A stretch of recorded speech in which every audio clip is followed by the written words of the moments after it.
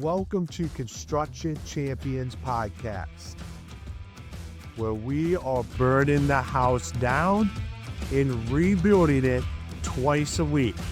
I'm your host, Ron Nussbaum, and I am here to help you become the champion that you're meant to be. Along with our amazing guests along the way, we will provide you with the resources, the latest and greatest. You will sit down with disruptors in the construction industry. And my goal from day one has always been to change the mindset around the construction industry. No more where we let the 3%. Welcome back, Construction Champions, to another episode. I'm Ron Nussbaum. I am your facilitator of this conversation today. I am also the founder and CEO of BuilderComms. But what we're here to do is we're here to have great conversations, challenge your thinking on what is possible in the construction industry, and by the end of the episode, hopefully change your mindset on a couple of different things. And today, it's one of my favorite things that we get to do is when we have a returning guest. James, it is fantastic to have you back here. Ron, glad to be back. Excited to be back. I know we got a lot to talk about today. And get people's wheels spinning. That's always my goal. Is we can have someone listen to us for a little bit here and get off and have their wheels spinning and thinking about how to apply this to their business or their next build, then we have done a good job. Awesome. Well, before we dive into it, I know we have a lot of new listeners since the last time you were on, because that's what the data tells us. Why don't you introduce yourself to everybody? Yeah, Ron, I'm James Hatfield. I'm the Chief Revenue Officer here at LiveSwitch. We are a tech company, but we deal with contractors, the trades, property management. We're helping you get your eyes on the job as fast as possible. And now we're combining all of that with AI. Since AI is all the rage, I know we're going to talk about that a good bit today. But we got a lot of thousands use us every day to skip a trip in the truck or document an issue, or, now that we've got these phones in our pocket that we carry out everywhere, and, everyone's got to have one. I think they give you one when you're born. So let's use those things in all the right way. Well, if you talk to my 7-year-old son, he would wish that they gave him one when he was born. Yes, my 4 kids are the same way. They are all over me wanting one of those things, but not yet. Yeah, not yet. Well, I'm excited. Last time we learned a lot about what exactly you do and what you thought a construction champion was. And for everybody listening, I would say go back and listen to that episode, because we're going to take this in a different angle here today.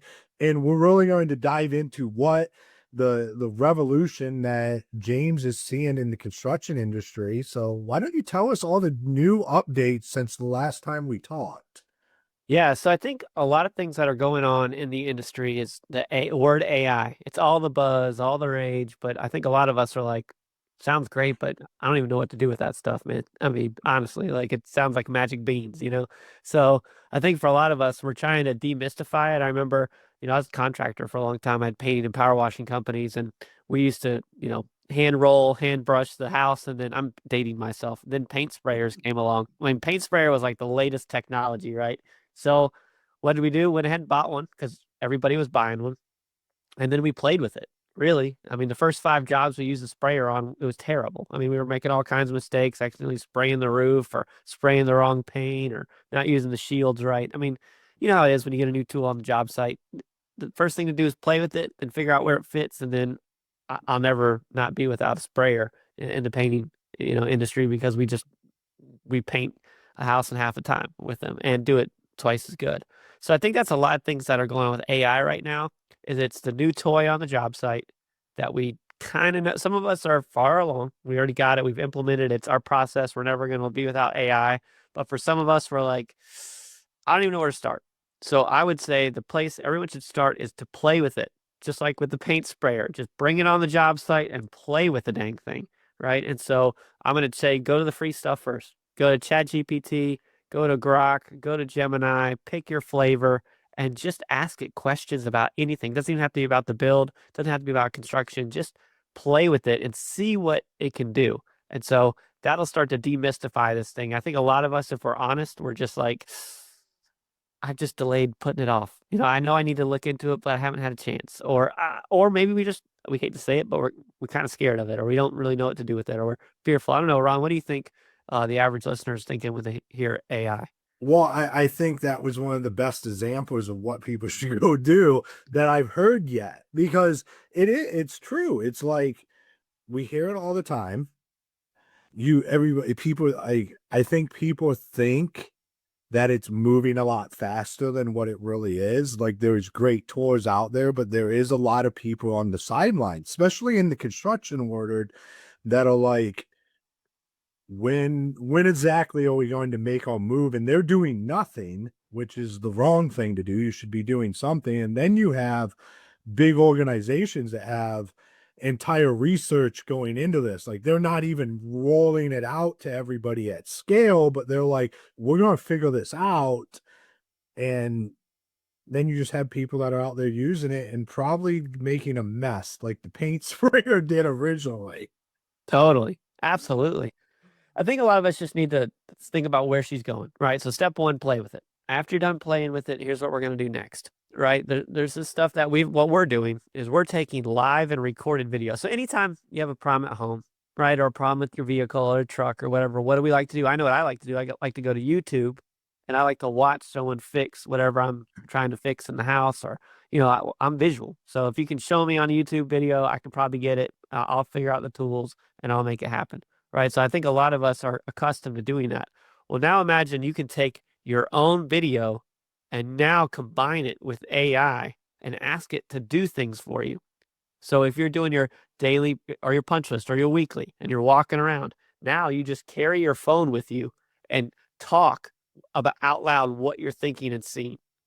Because as much as we all love going to our CRM and putting in a bunch of notes, nobody likes doing that really. I haven't met a person who we just do it because we have to document what the heck we did. So we can communicate it to the project manager, the super, the customer, whatever we're doing, how's our timeline, how's our budget. Well, now take a recorded video, walk around, talk to it, and then you can tell it what you want from it. Document the process, look for any damage, put out my punch list, and it will document what you tell it to do. Think of it like an employee, like what you want that employee to do. All right. But now you've got all the data, and what this is doing for you as, as someone in construction is it's documenting everything.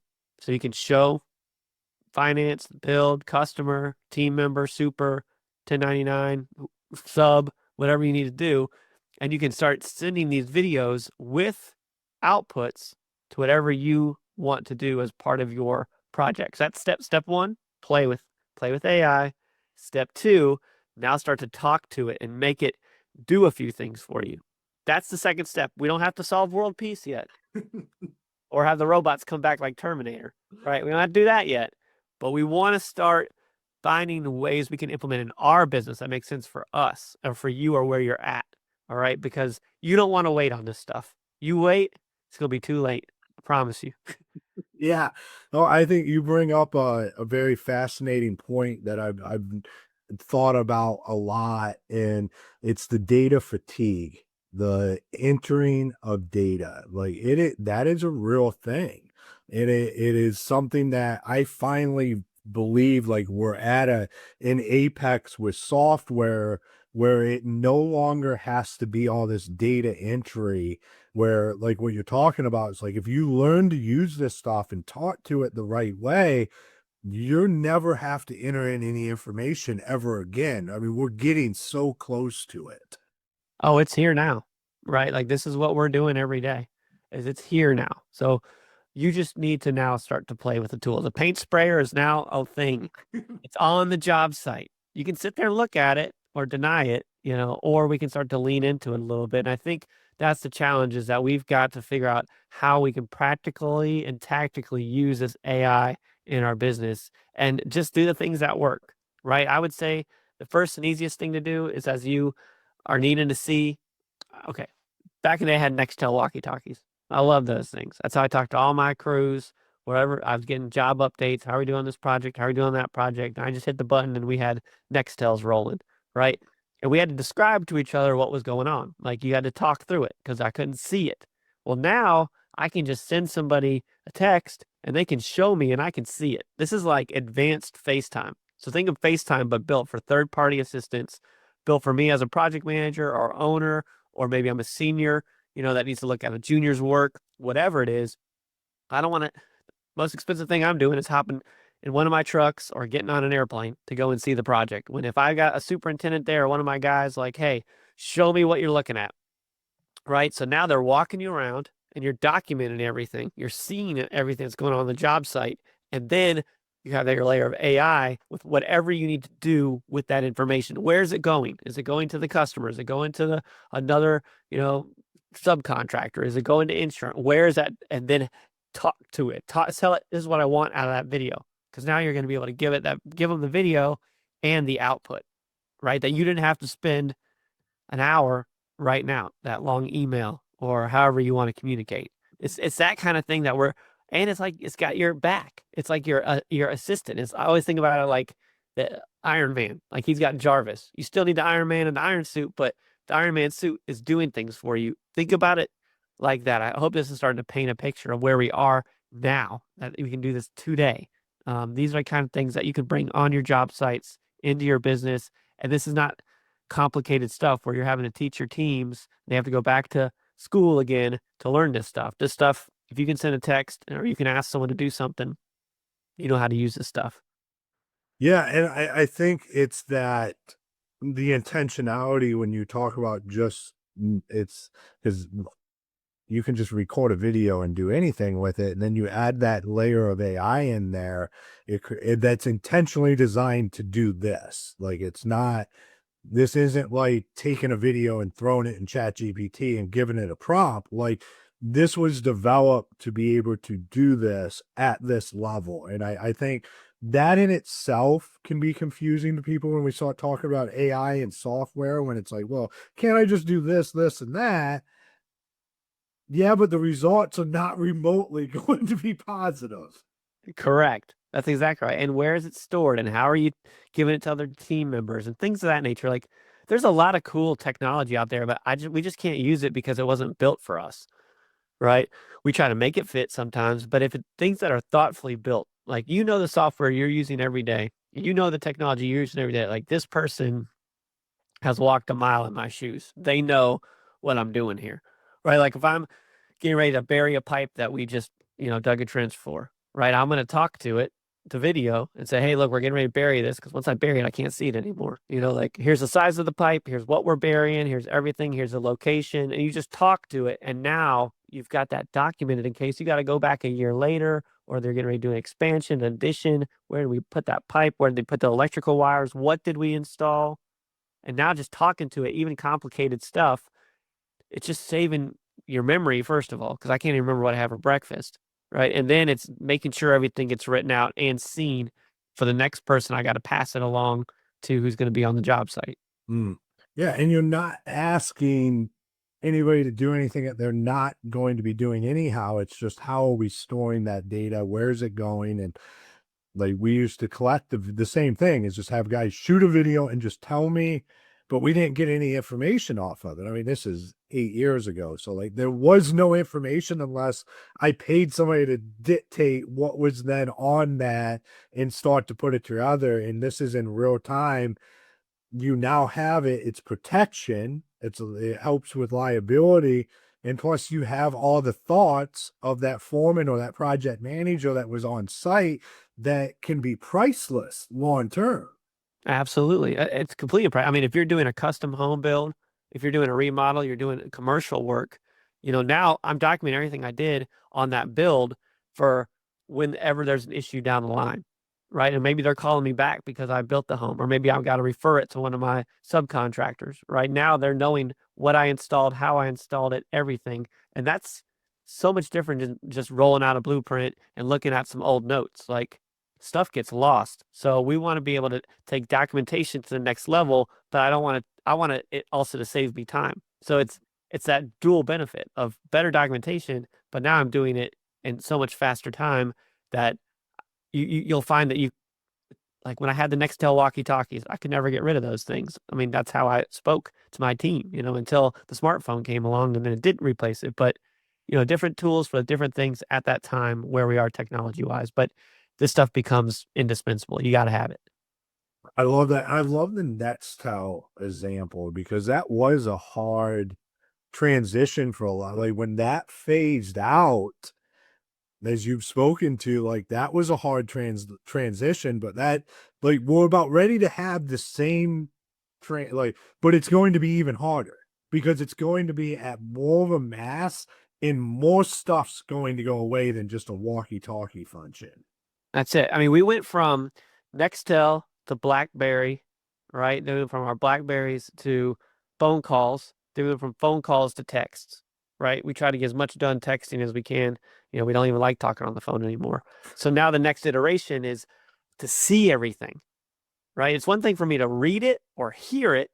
It's so much different for me to watch it and see it, and then get the info. It's the age of YouTube. I mean, literally, it's adding YouTube to your construction business on your stuff. On what you're doing. That is, I've always found now that I'm addicted to YouTube. You know what I mean? I don't know about you, but like it's one of my number one places to go when I'm even just doing nothing. Like I'm just got a new truck, like, and I'm trying to learn everything about it. I'm going to YouTube and they got a video for every dang thing on it. So it's adding that type of system into your construction business with this type of technology. And you just do it right from the phone. You don't have to buy any new hardware. You don't really have to learn too much new software. And it's here right now. And that's what's convenient about it compared to, oh, now I got to go buy all these different cameras or new equipment, or I got to learn this. Like that's painful. Yeah. No, and then see, it's fascinating when you think about like YouTube was like designed for entertainment purposes, but like the diehard YouTubers, say like myself and you, are it's purely educational. Like it is my go-to educational resource when I need to learn how to do something. Like you said, when you're facing that problem, it's right in front of you. I want to see somebody else how they work through this so I don't have to spend the next hour trying to figure that out. Exactly. And then it's also helping the next guy, right? So as you grow your business or, finding good people is tough, right? They come in, how do we train them? I mean, do you learn better reading a training manual or being on the job site? Or in this case, watching 20 videos on the project and then also additional videos for training, right? That it's going to equip your team and it's documenting your process. It's documenting your job. So if you ever want to go and sell your construction company, the companies that sell for better multiples make more money.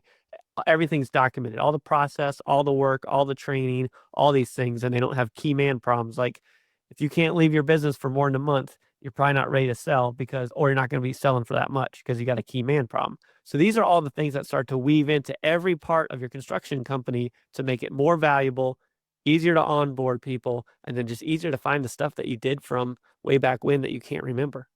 Yeah, so now that leads, this is going to be a sidebar question for you, or sideways question. Go for it. Because you piqued my curiosity. What does like the dashboard or access or like data look like? Like what is it, desktop? It's probably everywhere, but like how is it organized once it's captured and then moved into your business?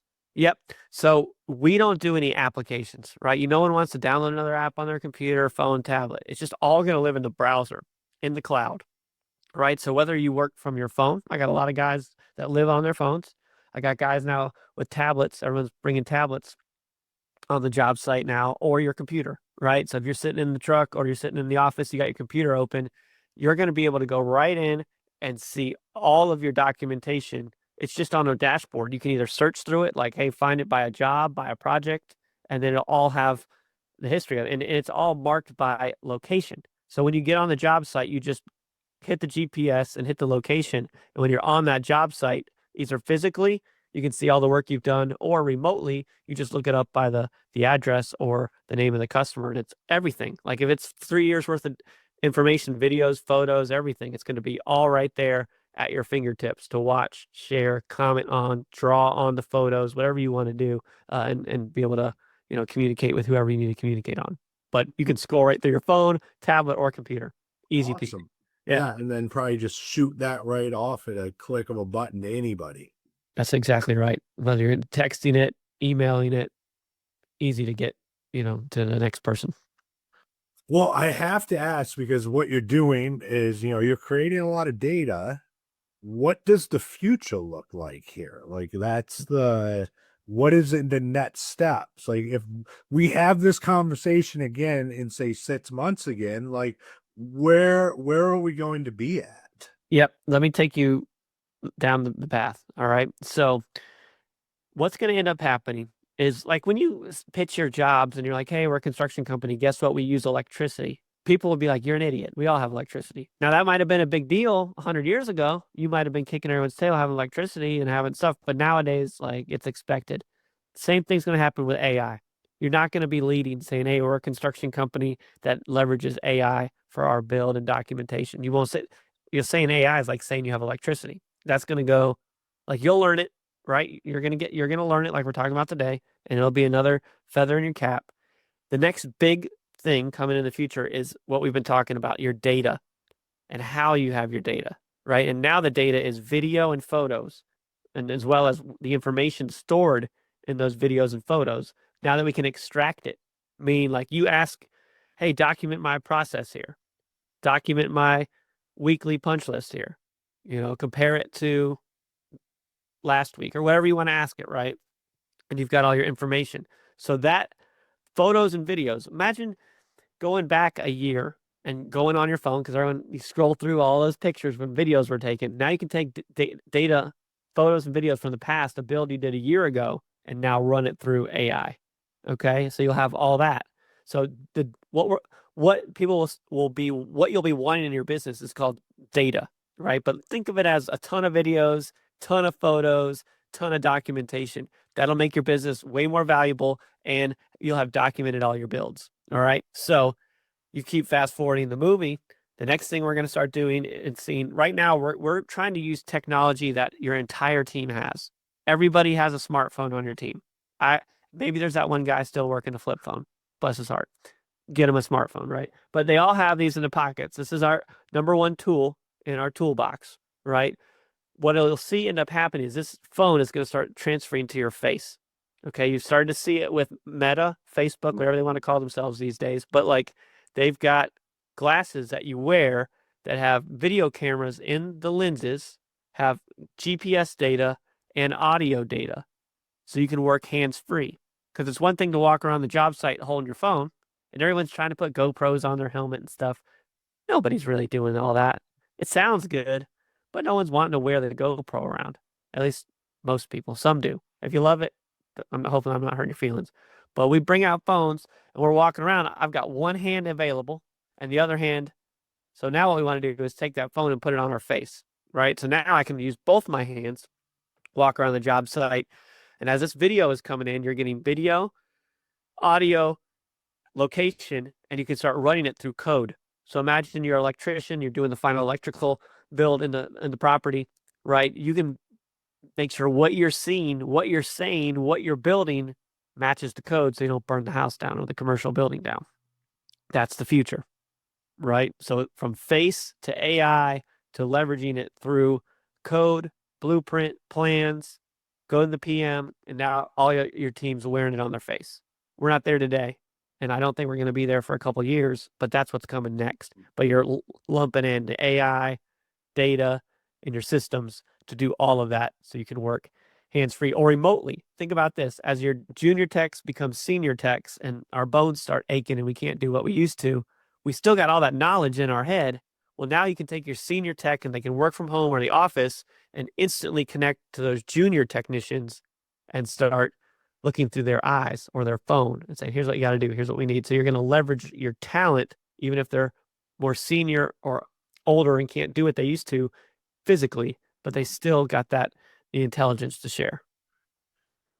I love it. I mean, that is an amazing trajectory of where this is headed. But I want to step back because one thing that was said in there was you could upload existing stuff that you have.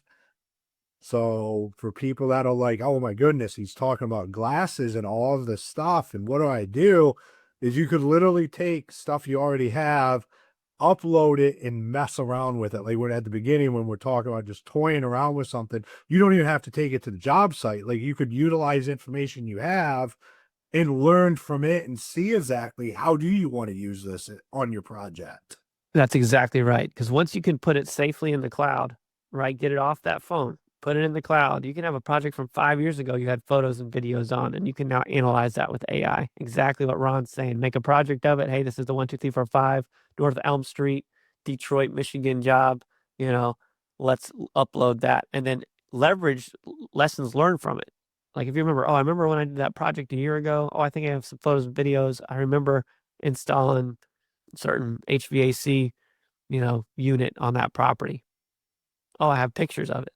Tell me, like you can start using that stuff and connecting all the dots. So Ron, you're right on the button. And you don't worry about glasses and all that crap. It's not even out yet, right? We just want to worry about what we got today, which is our smartphones and then all of our data that we've had over the years. That's what we're talking about. And that's where you can move the needle right now in your business. I love it, man. This has been an amazing conversation once again. So for all the champions listening out there, if they wanted to connect with you, learn more, where's the best places for them to go?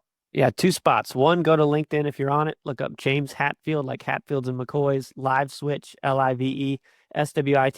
You'll find me. Told Ron I'd connect with anyone who reaches out to me. Or you can just go to liveswitch.com, click on a demo, and then you can ask for me, ask for one of my team, and we'll walk you through all this stuff. And once you see it, touch it, you'll understand it. It's not, this stuff ain't hard. It might sound difficult, it ain't. Well, awesome, man. And thank you for coming back on the show. Ron, thanks for having me again.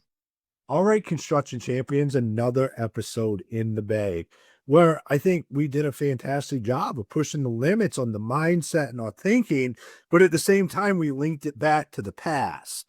You could see the trajectory of where we're headed by the trajectory of where we have been in the past. And James' original suggestion of just get on and start playing with it is like, that's just what you have to do with AI. It's what you have to do with anything. Think about it.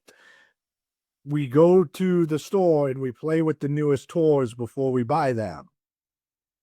We just just play with it. And I love the fact that what we got into at the end is like being able to take a piece of software that was designed for what you do and not even have to make it live. Like, say you're the owner and you're like, I think, LiveSwitch sounds like it'd be good for me. But I don't want to roll it out to everybody. How can I experiment with it? And you just get on there and put a past project on there, because you have the videos, probably you have the images, you have all of this stuff. You can put it on there and then you can see what this looks like. You can play around with it. Maybe send it to some of your guys and be like, hey, this is pretty cool, isn't it? Because it's all about buy-in when we're talking about software implementation. Get the look and feel, get them excited about something without just rolling something out. And I think that's a great first step. So, Construction Champions, until next time, be the champion you were meant to be.